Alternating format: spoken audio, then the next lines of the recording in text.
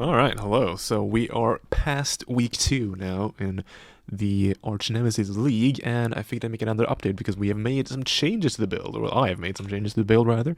So the big changes, I guess the most significant change that you might immediately notice, and I mentioned it in the previous video as well, is that we are now running Ashes of the Stars. So this is the new amulet that was released this expansion, and it is actually very strong. I hadn't completely calculated it last time I made a video, so I hadn't really bothered going through and trying it out. But I have done it now, and it is very much worth it for us, but we did have to switch some stuff around in order to make it work. So the reason why I didn't immediately go for this amulet instead of the All's Uprising is because I thought it would mean we'd have to drop an aura, because obviously the big selling point of All's Uprising is that you get a free aura. However, after fiddling around with the tree a bit, we actually don't need to drop an aura. We can fit in all the auras we had before with All's Uprising, but then also get all the bonuses of Ashes of the Stars. So the major thing this amulet does for us is the 30 plus quality to all the skill gems.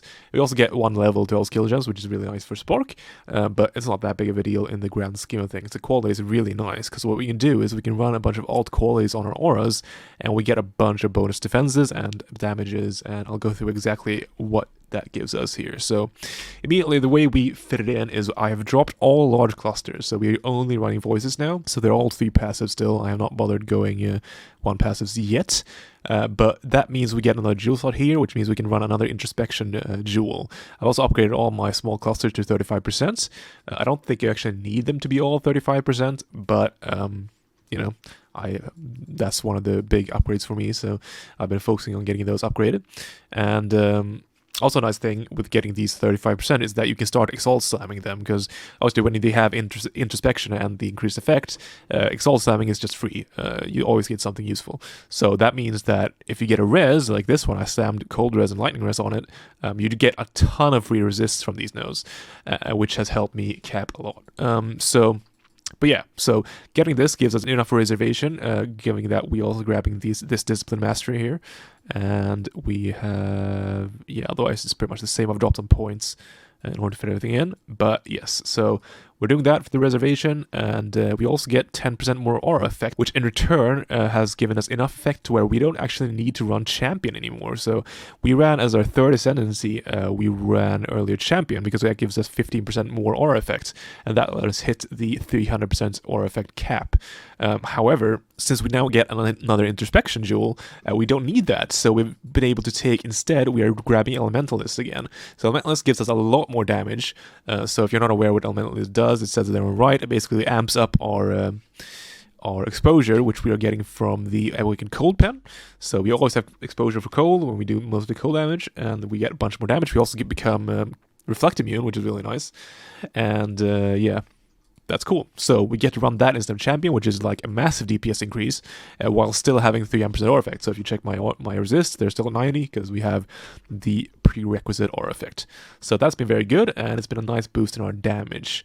Otherwise, tree-wise, I think everything's pretty much the same. Yeah, they're pretty much the same. Again, these are all 35% with just random resists and stuff on them. Yeah, so that's the passive tree, and that's how we fit in the Ashes of the Stars. So what does Ashes of the Stars do for us? So immediately, one of the things we can do is we can swap out our Spark gem for Anomalous Spark. Now, Anomalous Spark makes it so the quality gives the Spark gem Pierce. And with the extra 30% quality, so that means that when it's at 50%, we get actually 5 additional targets pierced from just the gem itself. And as you may remember from the last video, we used to run the pierce support, which gives you 6 pierce. So by doing this, we get to drop a support for free, because buffet pierce doesn't do much for our damage. Does a bit, but not that much. So we get to replace pierce with another damage support. So I'm going for increased crit strikes, personally, because I've switched some other stuff around, and that has dropped my crit a bit. So that means that we can run 5 just basically pure damage supports, I guess, if you count Inspiration as one of those. So that's been a really nice damage increase. Obviously, we get the free skill level to Spark as well, which is also a big, nice chunk of free damage. So also one thing I forgot to mention is that we have swapped the Watcher's Eye out. So this is something that I'm really, if you want to play this build, you really should get, is the Energy on Hit Discipline Watcher's Eye. I thought this wasn't as big a deal as it was, but, you know, I guess I've just been used to playing with this every league, and I forgot what it was like playing without it. But it's very good. This has made the sustain of the build skyrocket.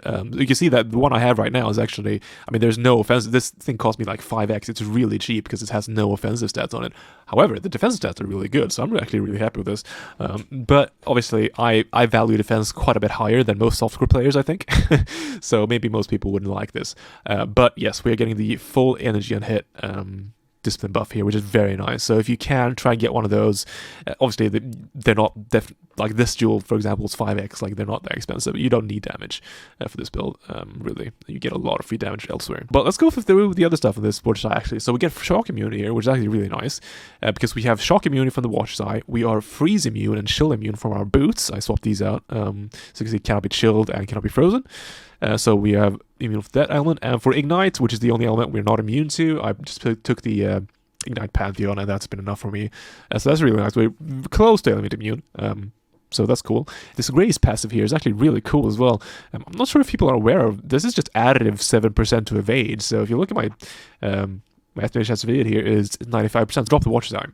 So we are at 88%. So this is not like a multiplicative 7% or anything like that. This is just straight up. It just adds 7% to our dodge chance. So that's, I think it seems really strong to me, but you know, it is what it is. I'm not gonna complain. That's quite nice. So yeah, I'm very happy with this Watch Eye. It's been cool. But yeah, so that's that. So other things we are getting from the amulets. So let's see here. Divergent Determination gives us a bunch of evasion, I think. Oh no, it just gives us more armor. It's strong. I can show this in PoB later. Actually, I might be able to jump into that. Let's save the gem stuff for when we jump into PoB, because it'll just be easier to demonstrate.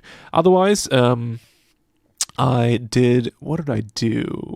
Oh, right, we're also running, right. I put in Blood Rage, so I've been starting running this, because this gives us frenzy charges, because obviously when we drop the large cluster, we're also dropping power charges, which drops our crit, and also since I have, I've dropped the crit from my Watch Design. If you remember the last video, my last Watch I had a lot of crit on it. I had the Hatred base crit and the Wrath crit mod as well, so we're losing a bunch of crit chance from that, and we are losing the power charge crit chance from the large cluster. So obviously we're getting quite a bit of base crit from the critical strike supports, which is nice. And also, since we're not getting power charges, I wanted some damage elsewhere, so I figured I'd start running Blood Rage, which it's great. Blood Rage is super great. We have Vitality, which counteracts the degen, so it's not a big deal to having it on. It's basically just a free frenzy charge regeneration, and it's great. However, obviously, it costs a gem slot, which is the big deal.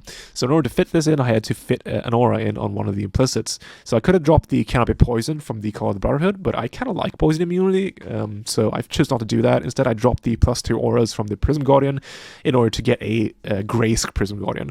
If I, when I checked or when I was buying this shield, there wasn't a +2 aura Grace shield, so if there was, I probably would have bought that, but I could probably look for that now. Actually, it's been a while since I bought this, but yeah, so that has allowed us to drop a gem slot in order to fit Blood Rage, and I've been really happy with it. It's a nice little buff to our damage. Also, since I have on this Hands of the High Templar, it gives us +1 frenzy charges, which is, I now can make use of, which is nice. But yes, so I think otherwise we're still running the same flasks. As for, I think I swapped the suffix around on these flasks a bit, so yes, I bought the battle pass. I'm an idiot. Just chill. So we're still running Curse Immunity, because that's very good, and then we're running I put this crit chance on to get more crit, since, as I mentioned before, we are kind of a bit low on that right now, and I also put the cast speed and the mana cost. So interesting point with the mana cost here. This is a very specific number, because since we're running a lot of mana reduction, right, on our gear in order to have, so little mana and still be able to cast our spells, Inspiration plus the Mage-Blooded Mana Craft makes it so that we very easily, along with, also we have this passive here, which at full energy shield gives us 10% reduced mana cost. So this makes it very easy for us to hit free skills when we're at full ES, which, if this was at 25%, or 24% for that matter, our Spark would be free when we're at full ES.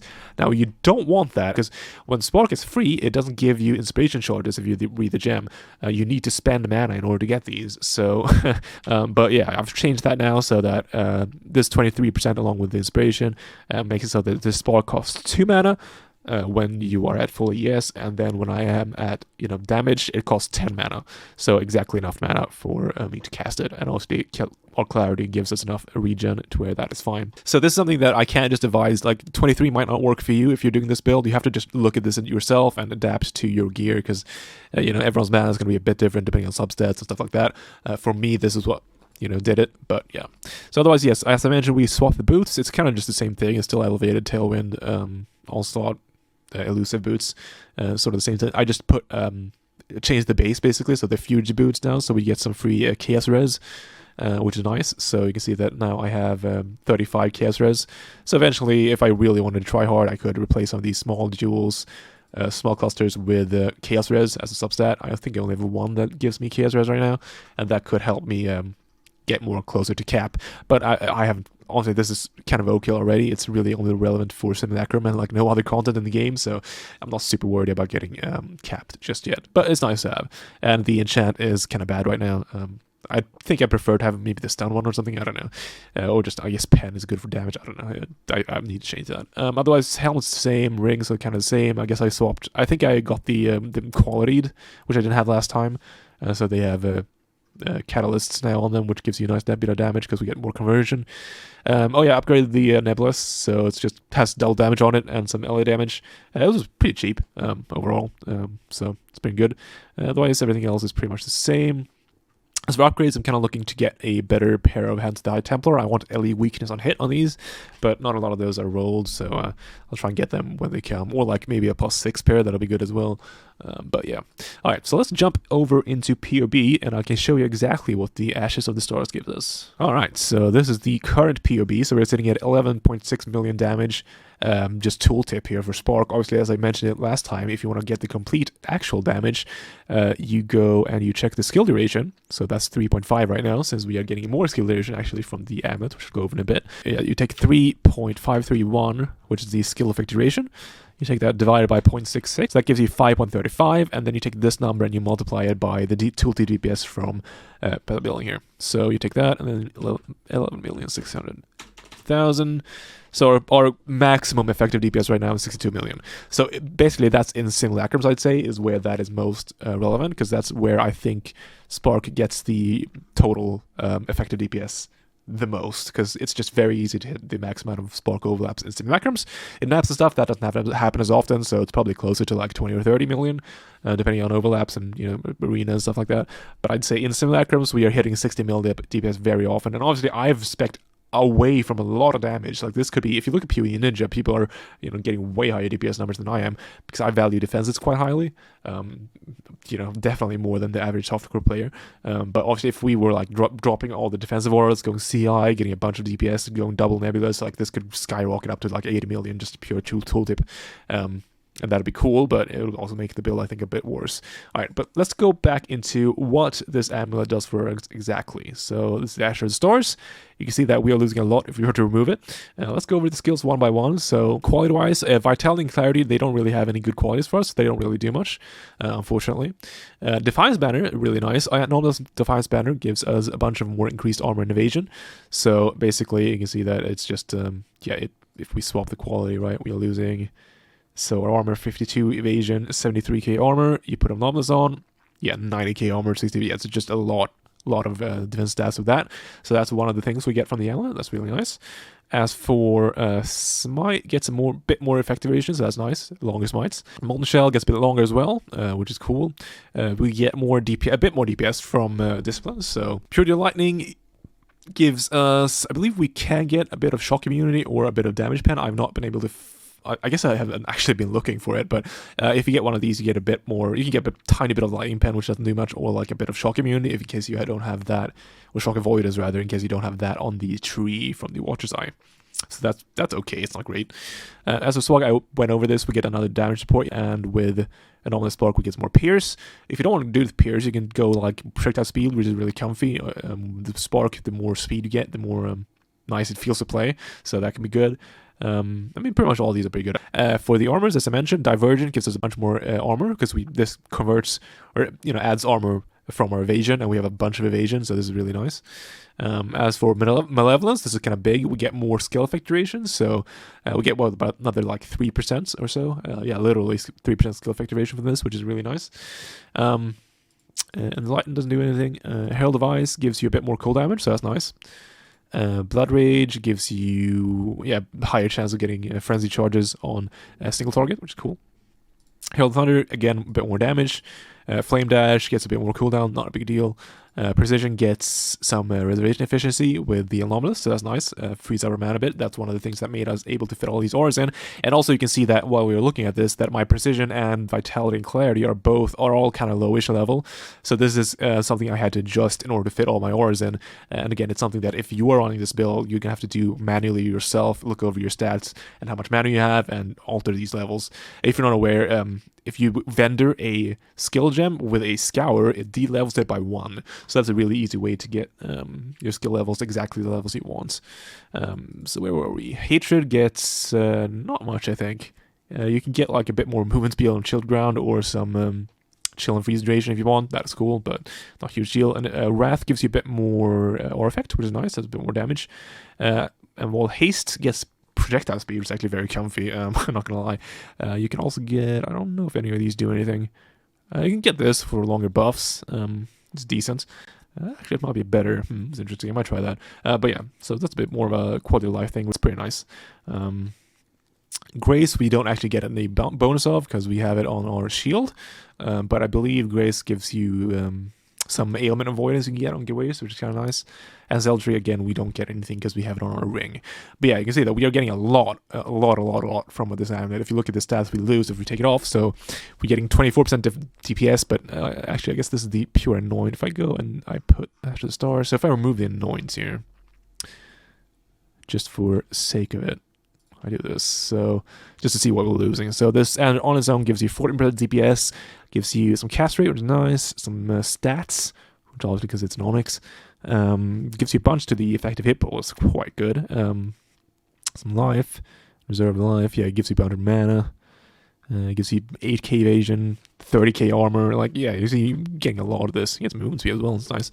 But yeah. So I've been very happy with this. It's very fun. I recommend. It's a bit tricky getting this to work, but it is worth it, I think, in the long run. All right. So otherwise, I don't think there's much changed here. Upgrades you can get. I'm looking currently to get more. I want some Transcendent Flesh with mana reservation. That'd be nice. Otherwise, obviously, I can get some one passive voices for upgrades. That's cool. Otherwise, there's a bunch of like +2 shavs. I believe a +3 shavs gives you another inspiration charge, so that'd be cool. But yeah, so that's what we've been running. I've been really happy with the build.